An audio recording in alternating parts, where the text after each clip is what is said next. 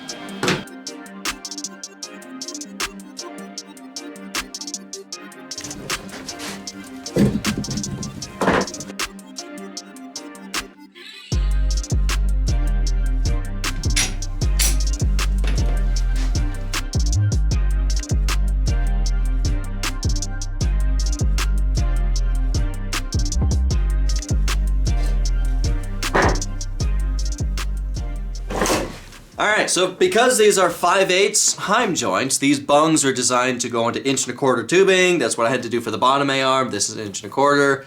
This is 1 inch. And for the top A-arm, I don't want to use any 1.25". I want to use just 1 inch tubing going from here to here. So yeah, I'm going to put this on the lathe and then machine it down. So therefore this 1 inch tubing will fit on here.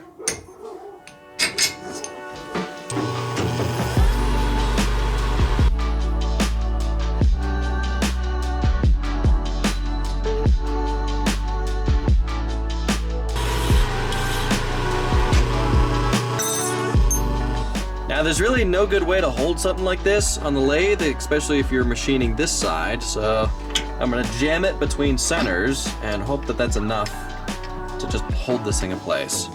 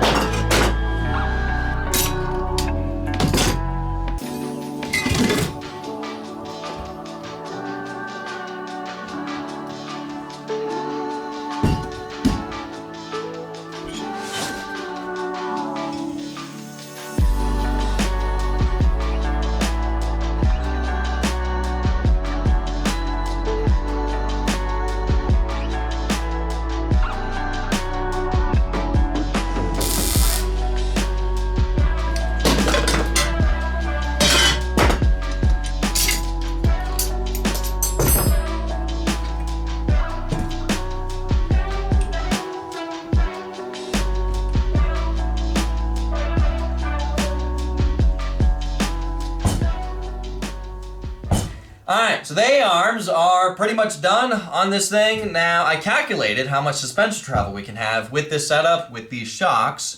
Now, if we don't modify these bump stops, if we leave the bump stop how it is on this thing, we can have 9 inches of suspension travel. Or if we cut 2/3 of that bump stop off, which I'm thinking about doing, we could have 11 inches of suspension travel with this thing, which is, I guess, gonna have to be good enough. I don't know.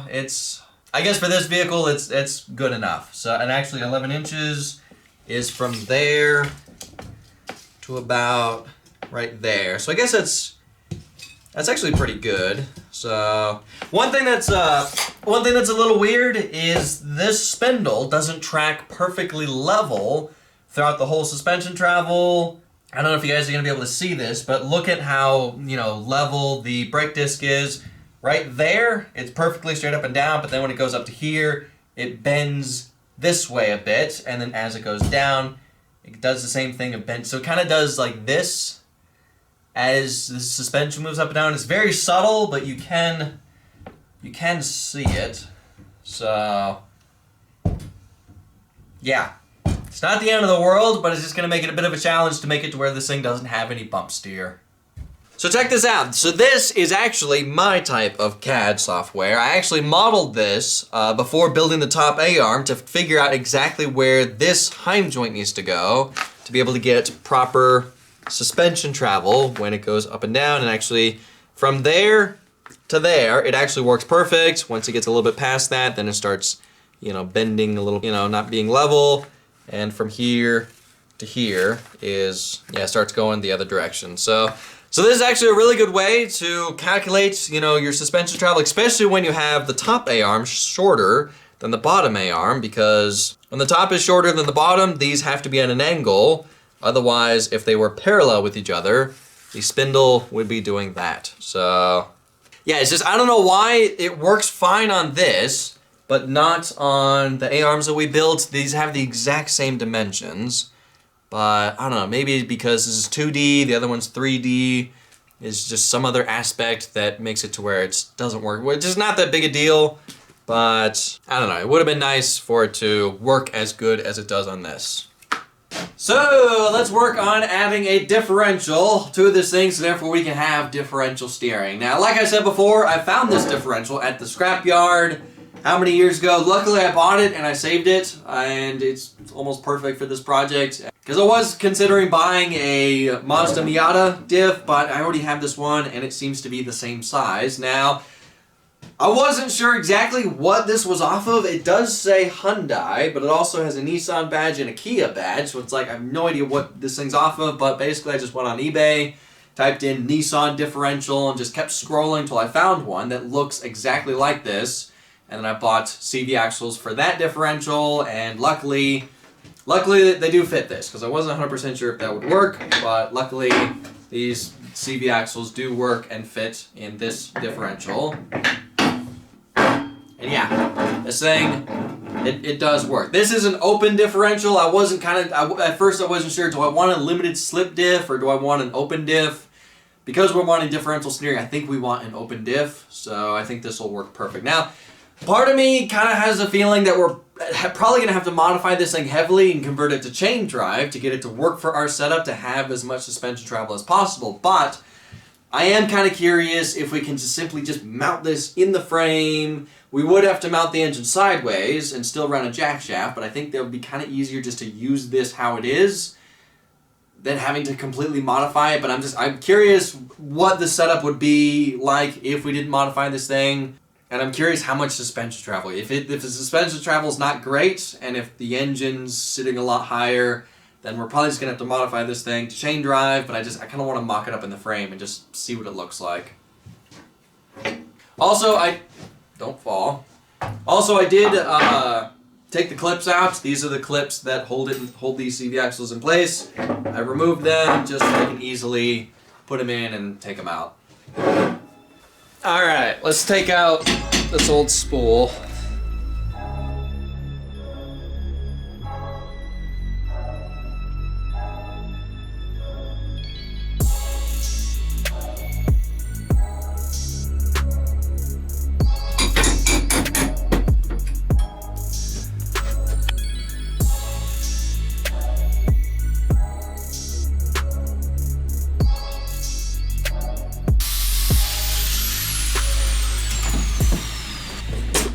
Yeah, look at the size difference between the spool and the differential. I mean, this thing's not that much bigger, but because these are Polaris CV axles, they have more plunge and more angle to them. I mean, look at that compared to this. Yeah, that's max for that one. So yeah, let's just muck this up in the frame and just see if it'll work.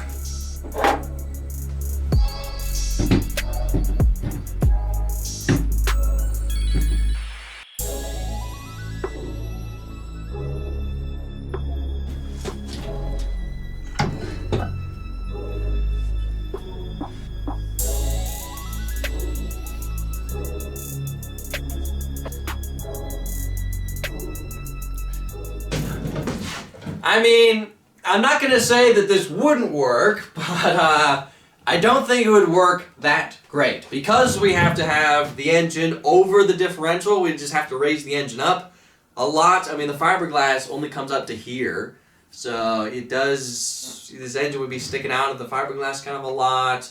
It would raise the center of gravity to where this thing would be really top heavy. Yeah. I don't think this setup would be that great. So I think we're just gonna have to modify the differential and convert it to chain drive. So therefore we can mount the engine this way, have it lower to the frame, have it, not sticking out so far, at the back end. But yeah, I just wanted to see if it would work, and no, I don't think this setup would work that great. I'm kind of curious before we do anything, how heavy is this?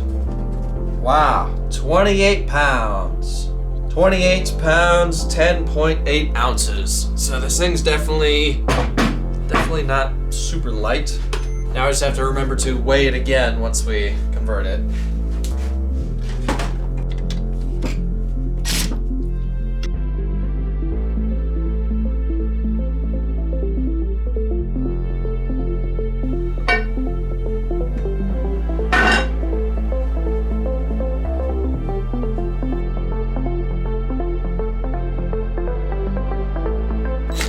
Yeah, the smell inside these gearboxes always reminds me of fish. It always smells fishy.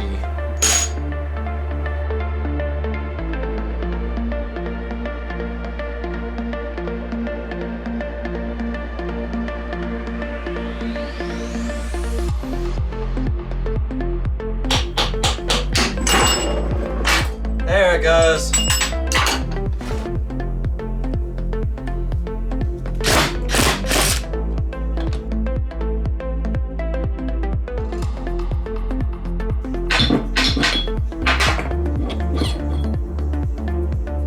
Alright, let's see if we can get these off.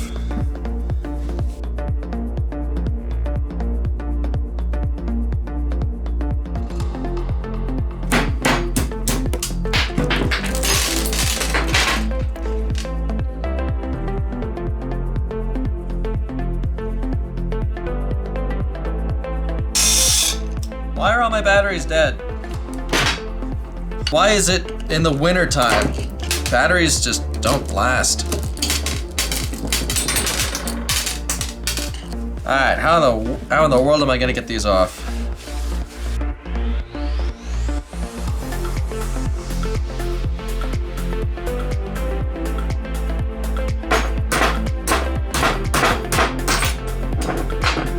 Well, that didn't work.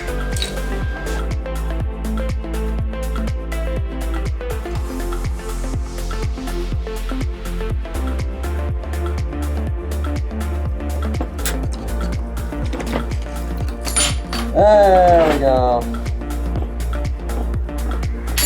And there's one.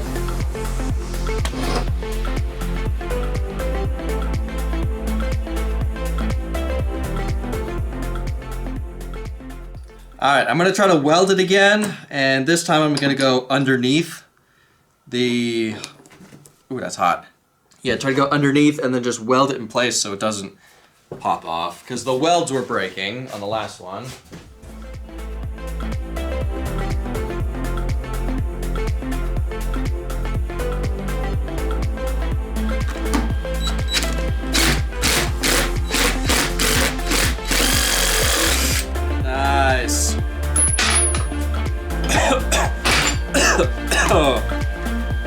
Oh, that smells. Alright, so luckily I was able to easily take this thing apart, and it's actually almost perfect size. It's between the pivot points of the CV axles, the center point of the pivot point, between these and the Polaris ones, these are actually only an inch wider, so it's actually not as much as big as I thought it was going to be. I'm not sure if this is smaller than the ones I've been looking at on the online, basically the ones off of Mazda Miata, but this thing is actually pretty small, so this may work without having to heavily modify this thing. Now, I've been staring at this for hours and hours, trying to figure out how I can make this work. Basically, there's two options.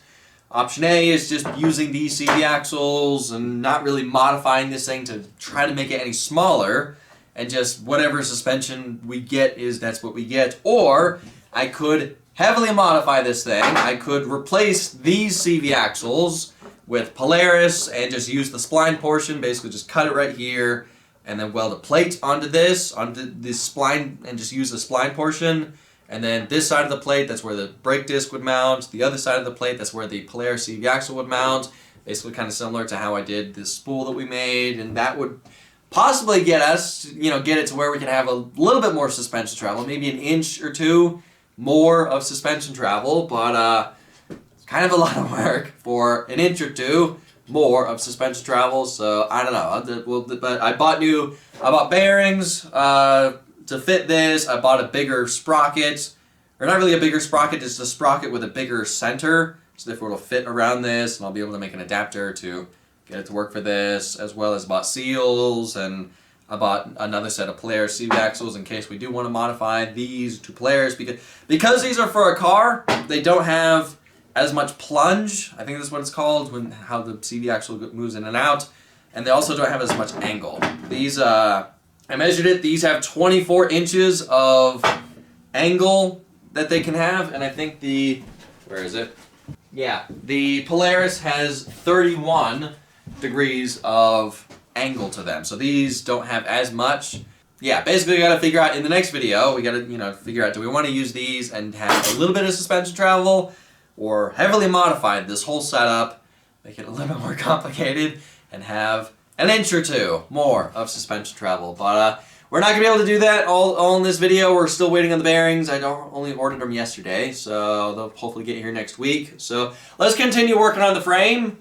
Let's at least get the front shocks installed, so therefore we can at least say we did something in this video.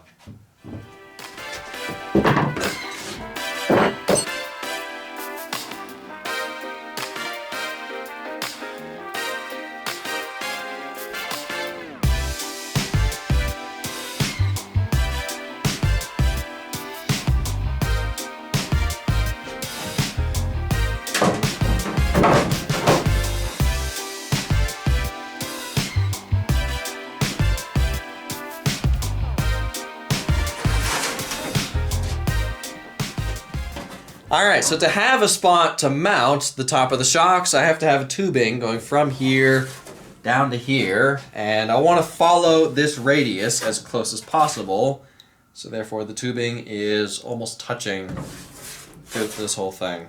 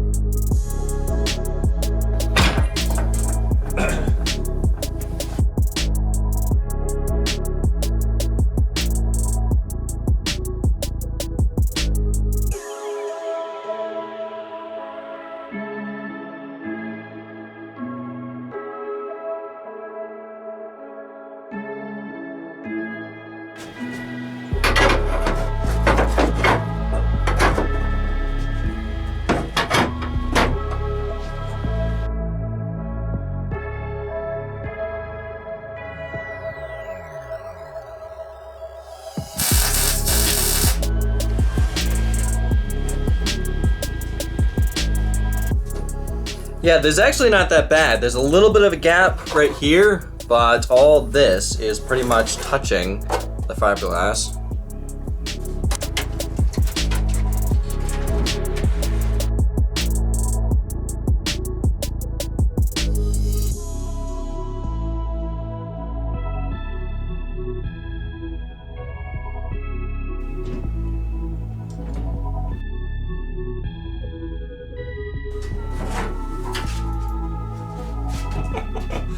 Ah, that's funny looking. That looks kind of goofy.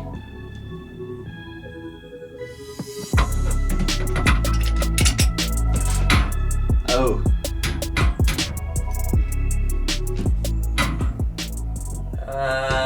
Yeah. So so the problem with mounting the shocks like this is we don't want to have the bottom of the suspension too low, because then that just raises the ride height, that raises the center of gravity, makes it a little bit more top heavy, and just makes it a little more sketchy in the corners. Because we do want to have a lot of suspension travel, but we don't want to have it to where it's sitting super high at ride height, because then that just makes the vehicle, like I said, just sketchy in the corners and tipsy and feels like driving a boat, which is kind of like the CBR 1000. As great as that thing is with the suspension travel, having it to where there's a lot of downward travel with the suspension just makes it really sketchy in the corners. And with this, we don't want it sketchy in the corners. We don't want to have any tipping issues or anything like that. So I can't, mount this higher because I can't raise this. I was thinking about what if I cut holes, but no, because this wouldn't hit. Yeah, because this is the external reservoir would be hitting the. So I think that the easiest way would be to just redo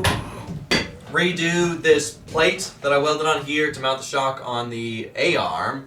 I don't know why I made it to where it raises the shock. I thought it was going to work better and look better, because I made it to where the hole for the shock is 3/4 of an inch higher than the center of the tubing. So let me make it either level or 1/4 of an inch lower, and that should raise the shock enough to where, because we don't want the bottom of the travel being right there. We want it more like right there. So we want to utilize more of the upward travel of the suspension.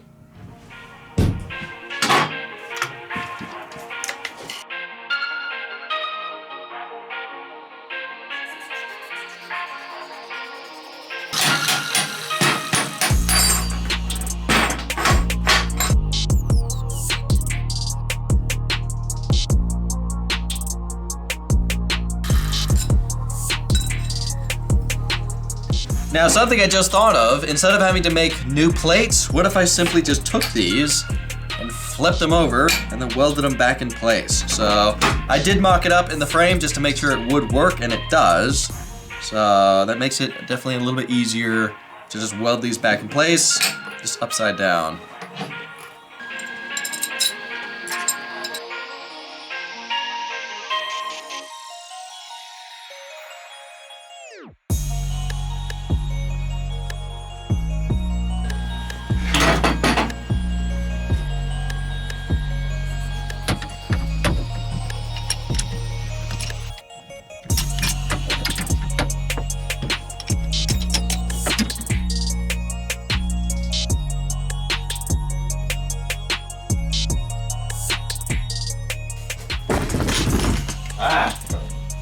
Stupid door.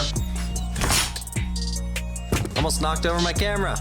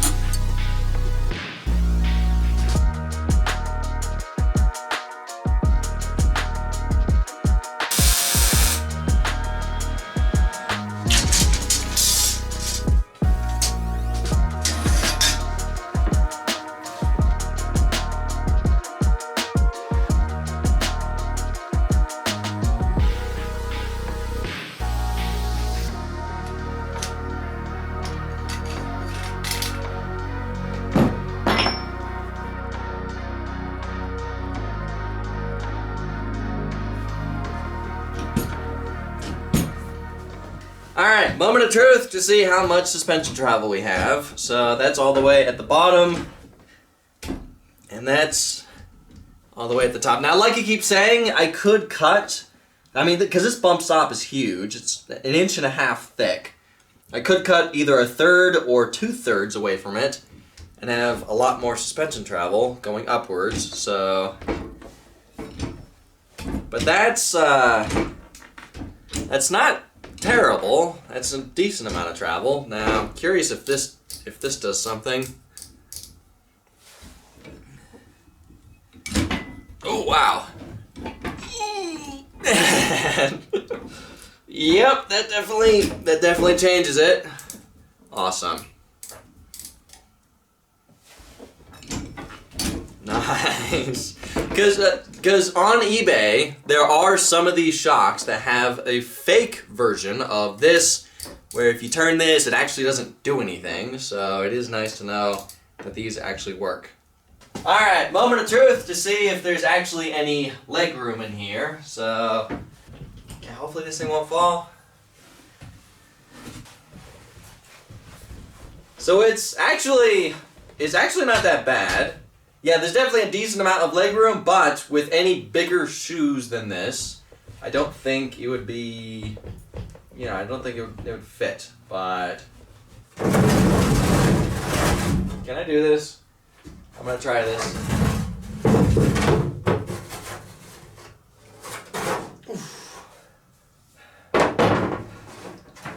Boom. That actually worked. So yeah, I still have a decent amount of leg room, decent amount of room for my feet. So yeah, steering column's gonna be interesting, as well as where the tie rods are going. Where's the gas tank going on this thing? That's a good question. Am I also running an oil tank because it's a 2-stroke, or am I pre-mixing the gas? That I haven't really figured out yet. So yeah, it's a bit compact in here, but I do have decent amount of room for my feet, so that's good.